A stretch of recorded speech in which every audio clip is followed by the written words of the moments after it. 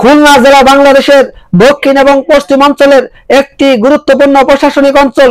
ইতিহাস থেকে জানা যায় আজ থেকে প্রায় 600 বছর পূর্বে ইসলাম ধর্ম প্রচারের জন্য এই অঞ্চলে এসেছিলেন হযরত খান জানালী রহমাতুল্লাহ আলাইহ। তিনি প্রথমে সুন্দরবন এলাকা প্রতিষ্ঠার মাধ্যমে তার বসতি স্থাপন করেন।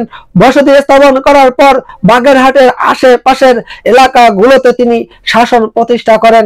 যাই হোক, আমরা ভিডিওর শুরুতেই জেনে নিব খুলনা জেলার অবস্থান এবং আয়তন সম্পর্কে। আমরা জানি খুলনা জেলার উত্তরে যশোর জেলা ও নড়াইল জেলা, দক্ষিণে বঙ্গোপসাগর, পূর্বে বাগেরহাট জেলা এবং পশ্চিমে সাতক্ষীরা জেলা। আজকের ভিডিওর মাধ্যমে আপনারা জানতে পারবেন খুলনা জেলার ভৌগোলিক সীমানা, প্রশাসনিক এলাকাসমূহ, নামকরণ, ইতিহাস, শিক্ষা, অর্থনীতি, জনপ্রিয় স্থান, বিশিষ্ট ব্যক্তিত্ব, বিখ্যাত খাবার এবং মুক্তিযুদ্ধের ঘটনাবলী সহ আরো জানা অজানা অনেক তথ্য। সবচেয়ে মজার ব্যাপার হলো আমরা গুগলে লিখে সার্চ দিয়েছিলাম, আমরা লিখেছিলাম খুলনা জেলা কিসের জন্য বিখ্যাত।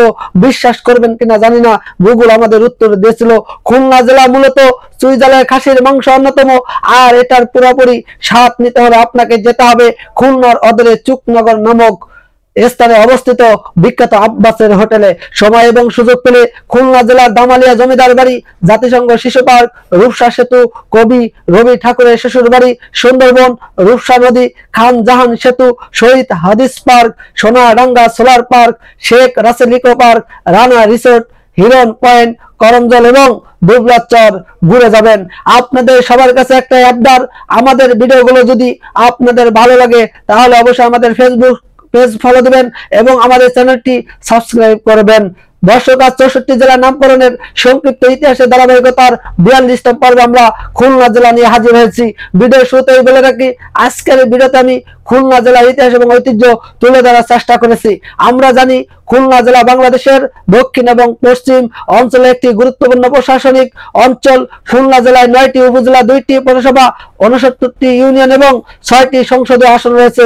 উপজেলাগুলো হলো কয়রা, ডুমুরিয়া, তেরকাতা, ডাকব, দিঘলিয়া, পাইকগাছা, ফুলতলা, বাটিয়াঘাটা এবং রূপসা উপজেলা। ইতিহাস থেকে জানা যায় ধনপতি সওদাগরের দ্বিতীয় স্ত্রী খুলনার নামে নির্মিত খুলনেশ্বরী মন্দির থেকে খুলনা নামের উৎপত্তি। আবার কারো কারো মতে কিসমত খুলনা মৌজা থেকে খুলনা নামের উৎপত্তি হয়েছে। খুলনা জেলায় দেখার মতো রয়েছে সুন্দরবন, পুটনি আইল্যান্ড, বুতিয়ার পদ্মবিল, বঙ্গবন্ধু আইল্যান্ড, করমজল, কটকা সমুদ্র সৈকত, কবি রবি ঠাকুরের শ্বশুরবাড়ি, রূপসা সেতু, শহীদ হাদিস পার্ক, বনবিলাস চিড়িয়াখানা, রানা রিসোর্ট এবং শেখ রাসেল ইকো পার্ক সহ আরো বিভিন্ন স্থান।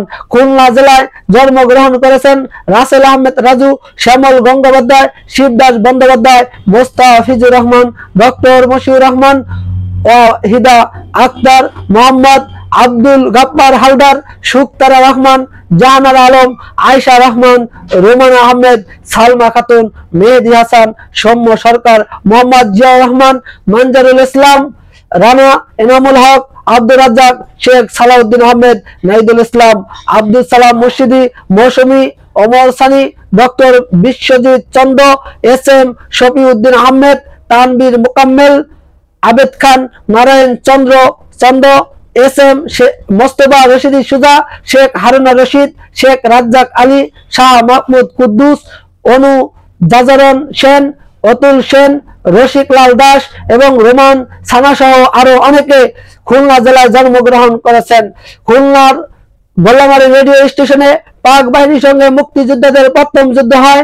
জেলার খালিশপুর থানা এবং ডুমুরিয়া, তেরকাতা, ফুলতলা, বাটিয়াঘাটা ও রূপসা উপজেলা সহ বিভিন্ন স্থানে পাক বাহিনীর সঙ্গে মুক্তিযোদ্ধাদের যুদ্ধ হয়। মুক্তিযুদ্ধের শেষ পর্যায়ে দৌলতপুর ও শিরোমণি এলাকায় মুক্তি বাহিনী ও মিত্র বাহিনীর সঙ্গে পাক বাহিনীর 4 দিন ব্যাপী ভয়ঙ্কর ট্যাঙ্ক যুদ্ধ চলে। দর্শক, আমরা ভিডিওর একবারে শেষ পর্যায়ে চলে এসেছি। পরিশেষে আপনাদের আমি বলতে চাই, ভিডিওর কোনো অংশ বা তথ্য বুঝতে অসুবিধা হলে অবশ্যই কমেন্ট সেকশনে গিয়ে কমেন্ট করে জানাবেন। ইনশাল্লাহ আমি যত দ্রুত সম্ভব উত্তর দেওয়ার চেষ্টা করব।